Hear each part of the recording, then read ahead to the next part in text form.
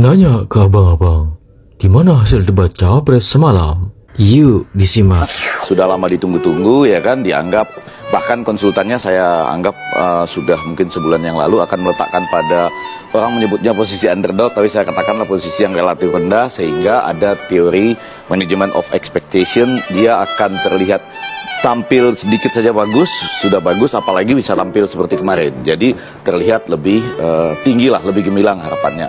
Pada saat yang sama sebelumnya, saya rasa mereka memperhatikan Grace Natali, kalau nggak salah saya, dari PSI mengatakan janganlah menyerang Gibran, karena Gibran juga tidak akan menyerang yang lain. Nah ini membuat misalnya Caimin tampilnya relatif tidak keluar menyerang ya, lebih menjadi lebih normatif lah ya kemarin ya. Penampil yang manis. Prof Mahfud mengikuti kemudian ya, agak keluar juga dengan beberapa katakanlah perbandingan. Tapi yang mau saya katakan secara umum, memang ini harus objektif nih. Kalau yang menilai, saya harus mengatakan bahwa debat Cawapres pertama kita itu Gibran unggul dengan caranya sendiri, dengan gayanya sendiri, atau Gibran unggul atau menonjol dengan gaya yang berbeda dibandingkan debat Capres yang pertama. Nah, kalau boleh sedikit lagi, gaya yang berbeda itu adalah, jadi saya setuju tuh kalau Pak Prabowo ngasih nilai 9,99, tapi dengan beberapa pengurangan. Jadi tetap tinggi dengan beberapa pengurangan. Pengurangan yang pertama adalah, saya nggak tahu, boleh nggak sih orang jalan keluar dari podium? Itu dipersoalkan oleh Mahfud MD, saya nggak tahu peraturannya seperti apa. Jadi pengurangan yang pertama itu boleh jalan atau enggak? Tapi kan tidak mengurangi esensi sebenarnya ya? Enggak, tapi kan maksudnya ada aturan nggak gitu. Sama yang kedua, yang begini pasti terulang, dan itu saya rasa mestinya nggak boleh ya. Jadi ada itu. Nah yang kedua yang jauh lebih penting, potongan tadi. Potongan tadi relatif teknik debat yang sah, cuma dalam debat-debat politik modern, sejauh pengetahuan saya atau sependek pengetahuan saya, itu sudah relatif ditinggalkan. Karena apa? Boleh ya, 1, 2, 3, 4, 5, 6. Jujur, ketika keluar pertanyaan SGIE itu, siapa yang tidak Google? Dan terakhir kita berenam. Saya sih Google Saya semalam. langsung Google sih. Langsung Google.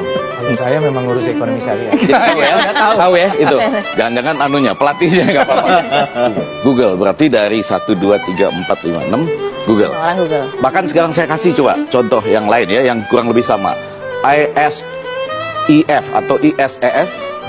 Yang itu kan Indonesia Syariah SF, Ekonomi. iya. Iya, ada. Dia yang tahu, yang ini. Tahu. Iya, jadi artinya ada yang lebih dekat sama kita, ada yang jauh dari kita. Kurang lebih teori ini mengatakan, masa di dalam diri kita tahu ada 1 juta istilah ekonomi misalnya. Nah ini tampil 2 kali dalam penampilan Gibran, ketika teorinya sanggah menyanggah, dua-duanya itu loh. Ingin menanyakan, Anda tahu nggak istilah ini gitu? Ya kan, bukan pada bagaimana Anda mendalaminya pertama kalinya, Anda tahu nggak istilah ini? Sah-sah saja kan? Sah. Artinya apa sebenarnya? Sah, ya artinya ini adalah satu debat yang sah, yang harusnya bisa diantisipasi. Ada teknik menjawabnya juga. Tapi mungkin karena sudah lama ditinggalkan, orang ini nggak mempersiapkan diri untuk itu. Pelan-pelan saya katakan, walaupun ini sah, Gibran itu menonjol dengan gayanya sendiri, sama seperti ayahandanya. Di 2014 keluar istilah yang namanya TPID, ya kan? Dan Pak Prabowo nggak tahu waktu itu, tim pengendali inflasi daerah. Lalu di 2019 keluar lagi, yaitu startup unicorn.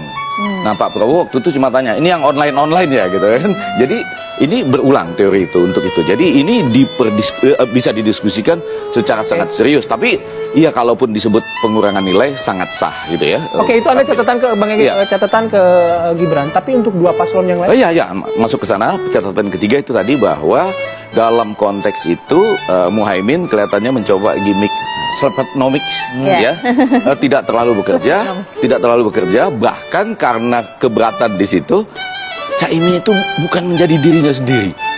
Saya rasa Caimin sedang berusaha ke Anies-Anisan, ya seperti Anies gitu ya. Padahal mungkin yang diharapkan itu adalah Caimin tampil seperti Caimin, gaya jenakanya nggak keluar sama sekali. Gitu ya. Bahkan introduksi visi misinya yang pertama itu beberapa kali salah ucap, karena mungkin lebih mau menekankan ke Slepenomics tadi. Nah, Pak Mahfud itu dapat dalam posisi seperti biasa. Dia mungkin memperbandingkan, ini tidak ada serangan-serangan langsung, tapi begitu dia menyadari ada serangan-serangan langsung, dia coba mengklarifikasi atau memverifikasi. Nah misalnya salah satu yang menurut saya berhasil dia verifikasi tapi nggak digunakan oleh Caimin, Gibran itu sempat bertanya ya, itu agak tinggi. Prof Mahfud jawab aja langsung gitu, jangan mengambang. Iya. Gibran keluar dengan kalimat-kalimat nyata menyerang loh. Misalnya ke Caimin, Caimin, Anda tuh nggak konsisten, dulu ikutan meresmikan IKN. Sama satu lagi, Anda tuh aneh. Ada tuh kalimat menolak IKN tapi mau membangun 40 kota lain. Jadi kalimat-kalimatnya langsung. Nah, ketika itu dilemparkan ke Prof Mahfud, ada satu pertanyaan, ini menjadi catatan juga. Gibran menyatakan Prof Mahfud nggak menjawab pertanyaan saya, jangan mengambang-ngambang. Tapi ketika Prof Mahfud menanyakan, ini rasio pajak mau dinaikin dari 10% jadi 23%. Itu dari PDB atau dari APBN? Oke. Tidak dijawab juga gitu. Jadi maksud saya, Prof Mahfud lebih menjaga untuk tetap setia pada dia sendiri nanya, ini boleh jalan-jalan apa enggak sih sebetulnya ya, artinya di ujungnya dia tanya, harusnya kan di podium, ditambah dengan dia mengatakan satu lagi mungkin terakhir itu adalah Prof Mahfud verifikasi juga, ini pertanyaan karbon capture and storage ini, itu pertanyaan debat keempat bukan gitu, dia kan yang lebih dekat ke lingkungan hidup, energi terbarukan dan lain-lain. Jadi itu posisinya Prof Mahfud gitu. Catatannya udah dibedah sedetail mungkin. Enggak, Coba kita bagi-bagi ya.